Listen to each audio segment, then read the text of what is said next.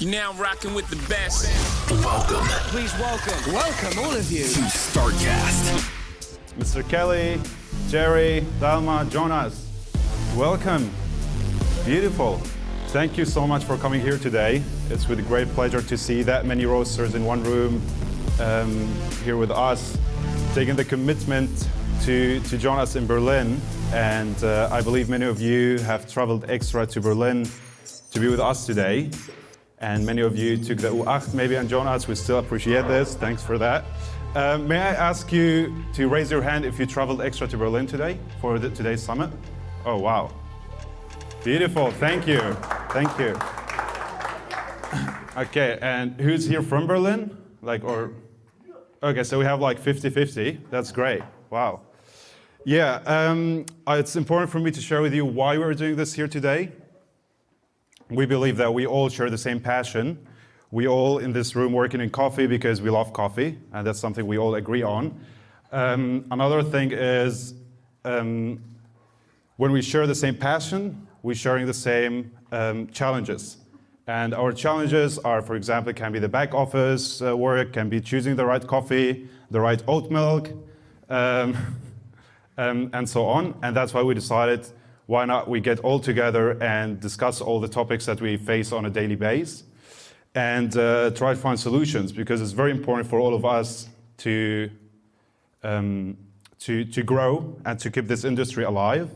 And that's why we at La Marzocco believe that facing challenges will bring us to a better place. And that's why we trust in the roasters and we trust in the German roasters. And together we can build something for the coffee community in Germany.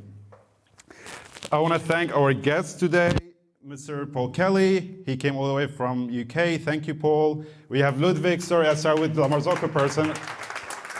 He's going to tell me we don't start with me. Ludwig, he will be, for the one of you who don't know Ludwig, he is organizing Coho and European Coffee Symposium, which are taking place in November here in Berlin. I hope I'm not forgetting any international guests. No, we have as well from Coffee Import. Ian, thank you for coming all the way from the US as well. There is Agnes from All Press UK. She will join us later and will share her story and All Press story in UK. I want to thank the sponsors, Coffee Imports, Crop Staff, Flex Velop, and Minor Figure. Thank you so much. Appreciate it for supporting us today.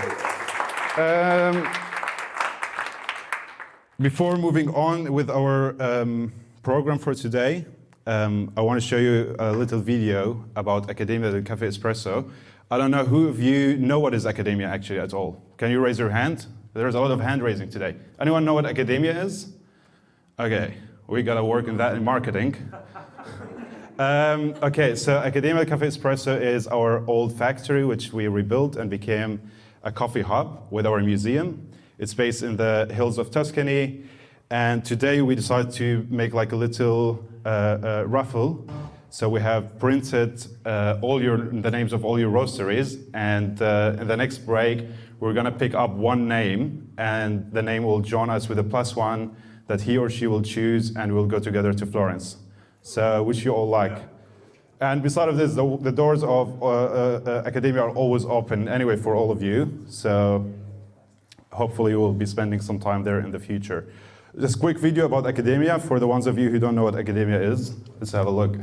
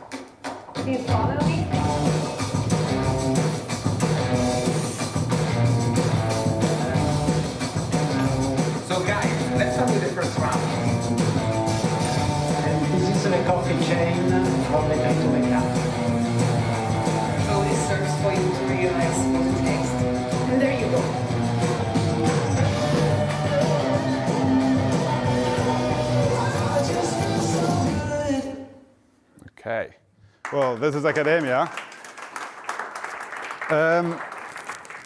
So yeah, again, thank you so much for coming here today. One thing I'll wish from you after the event, we'll send you a little review because we at La Marzocco, we're also learning from you and from these events. So please review this event, tell us what you wish to have in the next Partner Summit, what was maybe not that, maybe I won't say that interesting, but just give us a little bit of feedback so we can grow with you and provide the most important and valued information in this summit.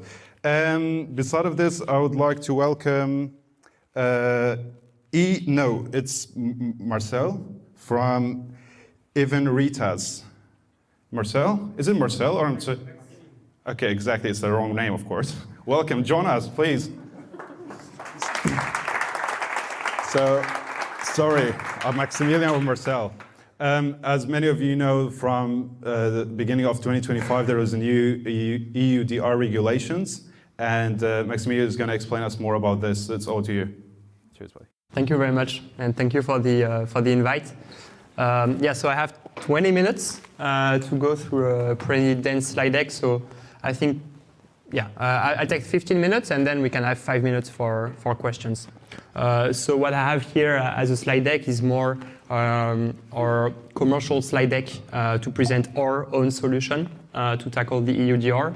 But today I would rather like to speak about what the EUDR is, what the challenges are, and what the impact might be on the coffee industry. So very quickly about Enveritas. So we're a non-profit based in the US. We were created in 2016 by two former employees of TechnoServe. And we operate in more than 27 countries now. And our mission is to alleviate poverty in the coffee sector.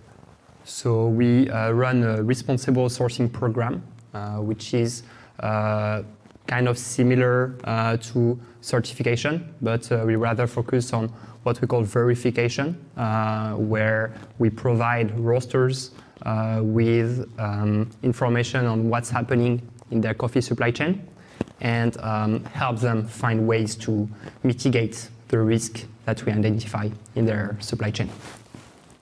So we work with the major roasters across the globe, in Europe as well as in the US. And we're the largest responsible sourcing scheme in coffee since 2021. So this is, in terms of volume of coffee assessed.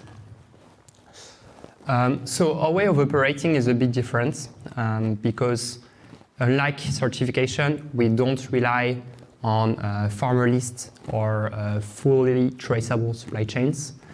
We think that most of the poverty lies on hard-to-reach places, farmers that are excluded from any opportunity of being involved in certification schemes or being in direct supply chains of coffee roasters.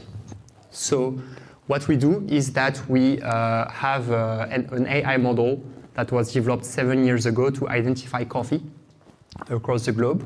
And then we identify households that are in coffee areas, and we go visit those farms randomly. So we select those houses using an algorithm randomly. We knock at the door and we ask to the people, are you coffee farmers? If they say yes, then we survey them to understand their conditions in which coffee is produced. And if they say no, at least we know it's not coffee around, and the model learns, and hopefully we won't make the same mistake again. So this is our coverage, as I said, 27 countries as of last year. And these are our standards. Nothing fancy here. We just rely on the international standards that everyone agrees is all the main challenges to sustainability across the globe. So 3 main pillars: social, environmental, and economic.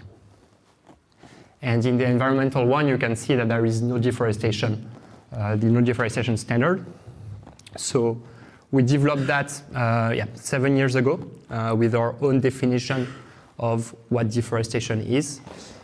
But 2 years ago, as you all of you have heard, the EU took the responsibility to tackle this issue with their own definition of deforestation. And for us, that meant actually starting from square one, because our definition of deforestation, and that's what also happened with other certification agencies, was not adapted to the EU definition. So now I can talk about the EUDR. So this regulation was, actually discussion started as early as in 2019, 2020. But the first text was signed in last year, in 2023. And what it says is that any coffee, so any commodity, including cattle, cocoa, coffee, oil palm, rubber, soy, and wood, that is imported in the EU after December 2024 must be free of any deforestation. And the proof must be on the operator's side. So the operator must prove that any of this commodity that they import on the European market is free of any deforestation. And deforestation means conversion of forest to agricultural use, and forest is defined as land that's more than 0.5 hectares with a certain tree canopy and a tree height, which is a very specific definition created by, defined by the EU. So this is actually quite a blow to the coffee industry, but also other industries that are tackled by this regulation, because there are two problems here. The first one is deforestation.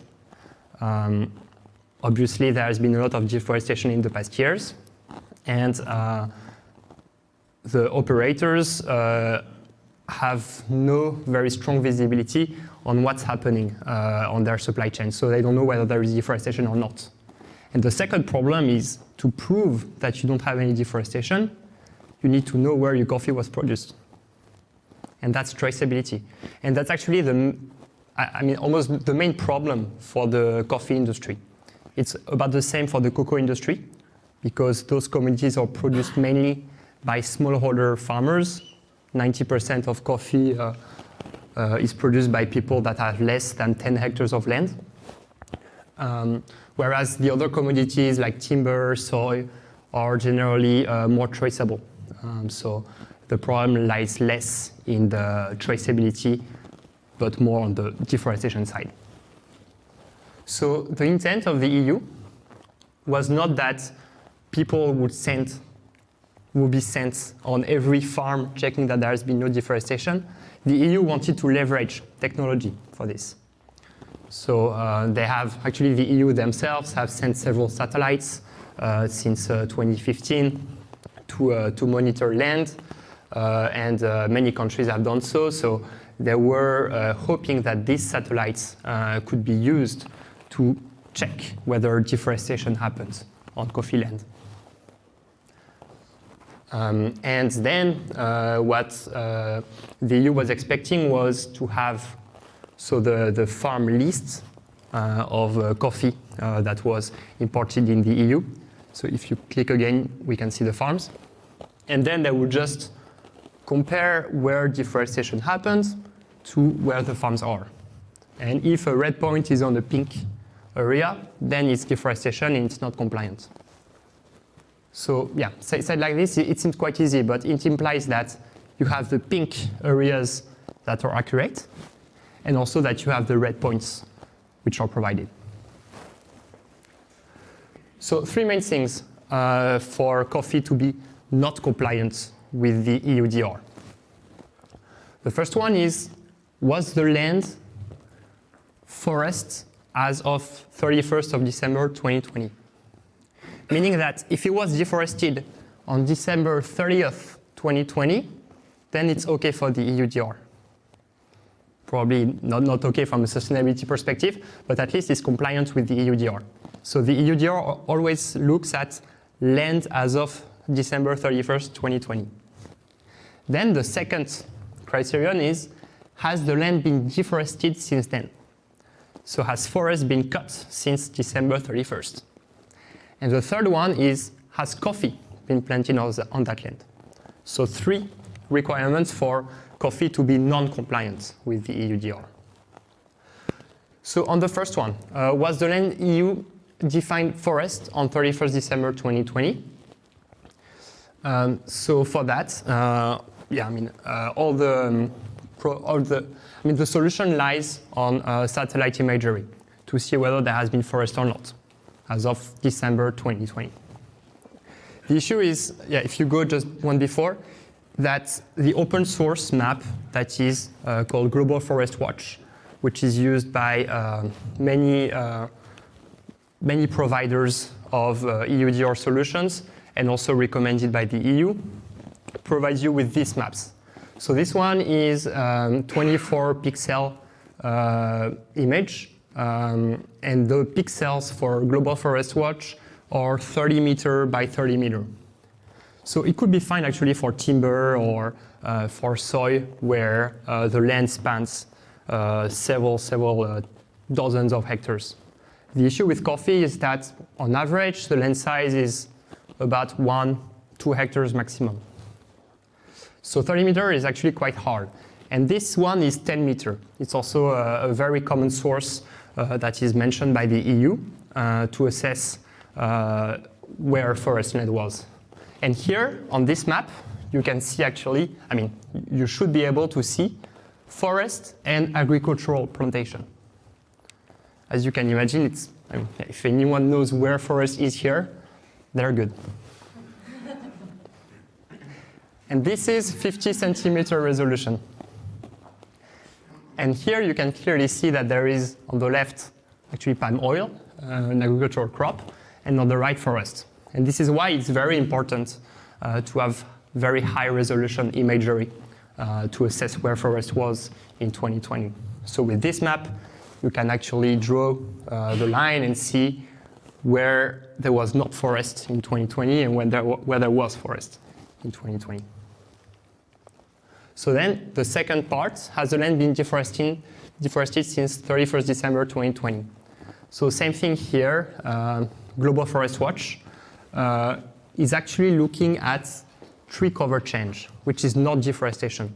And that's something that if you look into solutions to tackle the EUDR, you must be very aware of, because if you have a tree cover like here, which is actually palm oil, but we cannot really see it, before 2020, and then it gets renovated, which is a totally regular thing happening in agriculture, it's actually tagged as deforestation by Global Forest Watch. So if you click again, you can see the pink area, which is deforestation as per Global Forest Watch. And this happens not only in oil palm, but also in coffee. When coffee farms get renovated, which they often do, especially in the Americas, it can get identified as deforestation per Global Forest Watch.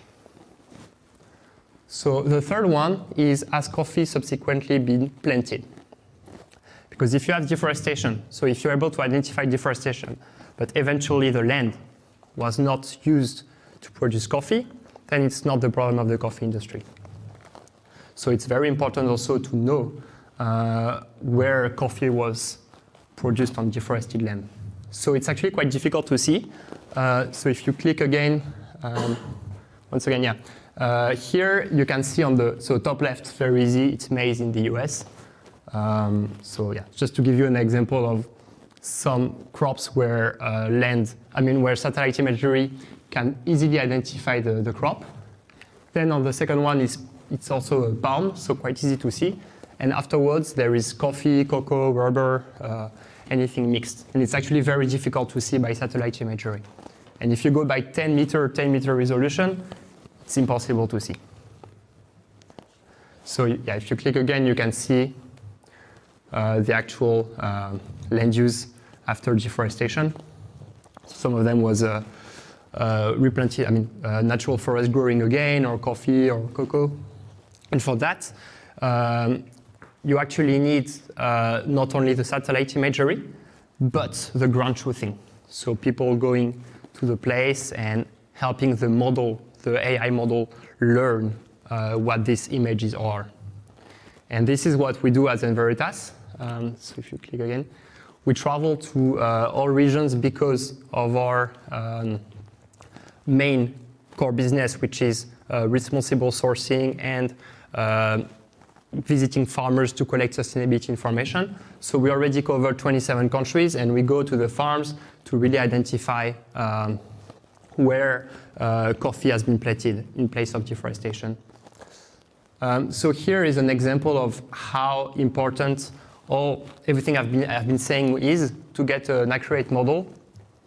So here you see an area in Dak Nong in Vietnam, very high density of coffee. So if you click again, you can see our land use model. So here coffee is in blue, you see forest in green, and you have some rubber here in red. So this is what the EU would require ideally to be able to assess where forest is in 2020. And then based on this map, we check the next year and the year after where those green dots were replaced with the blue dots. And that's where deforestation happened, and that's where the supplier cannot purchase their coffee from. So that's the map we identified. And here is the map from the JRC. The JRC is the research committee from the EU. And the EU is recommending using it. And here you see they only see forest.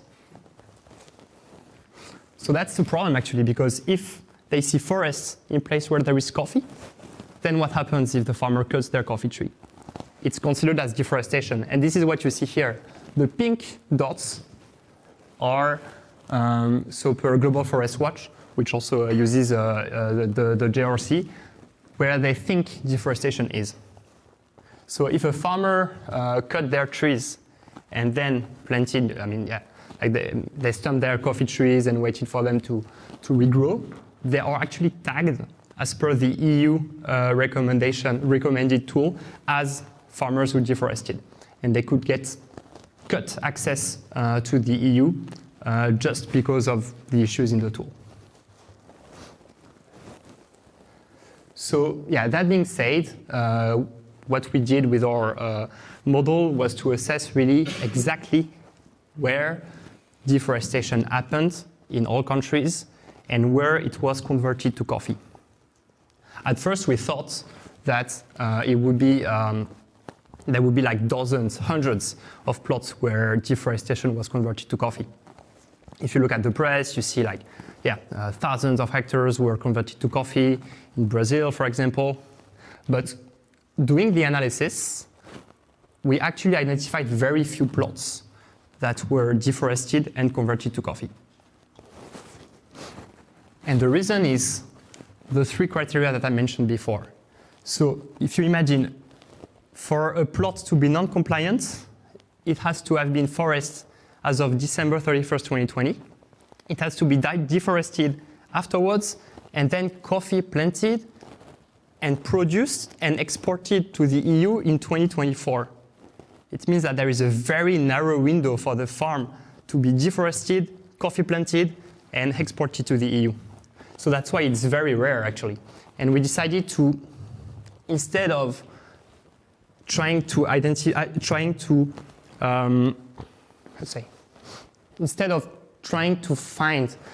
prove that the coffee was compliant, we kind of reversed the problem and said, what if in each country we identified all the plots that are non-compliant, and then make sure that these plots don't get to the EU. That means the entire country can be compliant. And this is what we call the territorial approach. So maybe because I don't have much time, the territorial approach. So this is the removal of non-compliant plots in the country, leaving the entire territory compliant. And this is what we've been pushing to the EU, to Rösters, and to governments to make sure that people, farmers, don't lose access to the EU market. And that actually resonates a lot with our approach because we thought that the EUDR, although it has a very good objective, which is to remove deforestation, obviously, it's actually a factor for increased inequality. Because if you think about it, Brazilian farmer, 100 of hectares, the EUDR is not a problem. They have their mapping. The government actually asks them to map their own plot, so they have the data. They know where the plot is. They just have to send it to their exporter, and it's fine. The smallholder farmer in Papua New Guinea, they will get excluded from the EU market. So it actually increases inequality. So the goal of the territorial approach was to make sure that all farmers in the country, whatever their land size, whatever their relationship with the exporters, would keep access to the EU market. Yeah, maybe if you go to the next slide. Again. Yeah, again, sorry, I don't have much time. So this is what we implemented. We identify, as I showed, the deforested land. Then we give it to the authorities. We sign MOUs with the authorities. We sign a protocol. We go with them to visit the farmers where deforestation has happened. We make sure the compensation mechanism happens. And then we say, yeah, the entire country is compliant. No coffee produced on deforested land from Papua New Guinea would be imported to the EU this year. This is what we did for Papua New Guinea, Rwanda, and Uganda already. So now those three countries have access to the EU market as per our model, and we were able to give certificates for the EUDR compliance for any coffee coming from these countries. And if you go to the next slide, we have a lot of countries also in the pipeline. So Tanzania, Guatemala, and Ethiopia mainly, and others as well. And for this, we are working mainly with our with major European rosters, including JDE, who accompanies us on meetings with the authorities to make sure that they comply. I mean, they sign the MOU and agree with our protocol. And we also have the support for many exporters to have this ready for these countries, with the goal really of keeping the farmers included in the EU market to avoid having the price of their coffee dropping. And I have 1 minute for questions. Sorry about that, and I'm available after, during the networking time if you want to discuss further this. And this is the access to our portal. So we designed an Enveritas portal where the operator, which can be the trader, exporter, importer, or even the roasters, can log in and submit first some farm lists for compliance with the EUDR. So not the territorial approach, but for any country, you can say, here are my farmers, can you check whether it's EUDR compliant? And then we'll say yes or no. But also, for the territorial approach, you can say, I have a consignment coming to the EU from Papua New Guinea or Rwanda. I want to have a certificate to make sure it can be imported to the EU. It's also possible via the portal.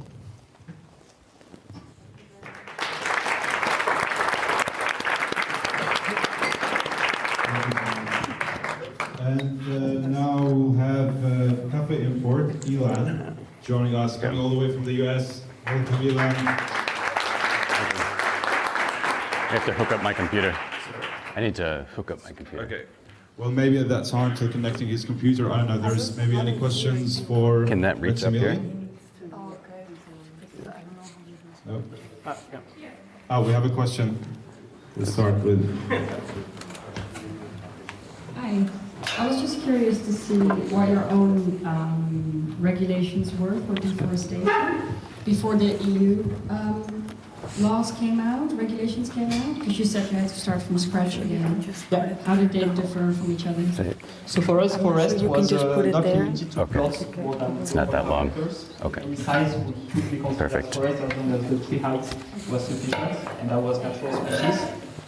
And we had two criteria. So the first one was, has there been forest cut on or near protected areas?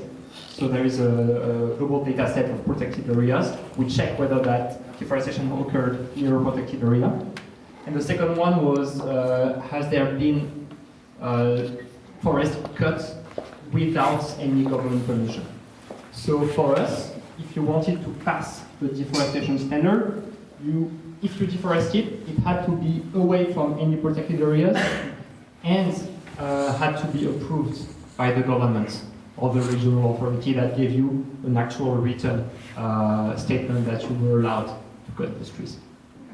But that's all not valid anymore under the EUDR, because the EUDR has their own definition, and whatever the government says, even if they say it's approved, it can still be rejected at the point of entry in the EU, like in Brazil, for example.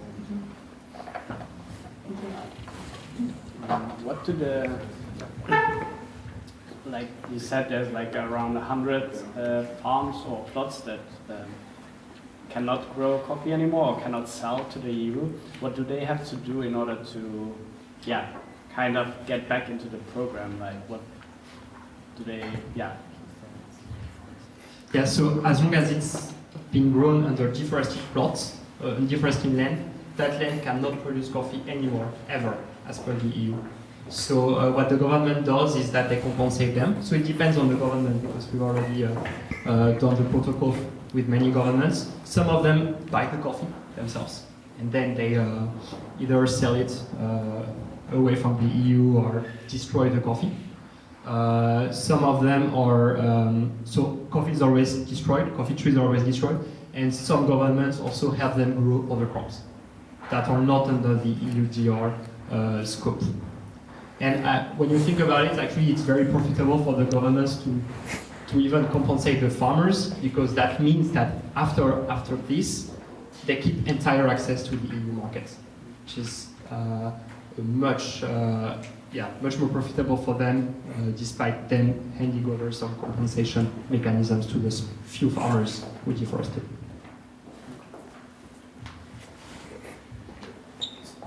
Sorry, then we will have just a quick question, because actually many people want to ask questions and then we have enough time for the coffee roast. Just a quick one, following up on that, isn't that kind of a snake that bites his own tail? If you tell people, okay, here you can no longer produce coffee, will that not, in some sense, or sometimes lead to the fact that they deforest other plots to grow coffee again?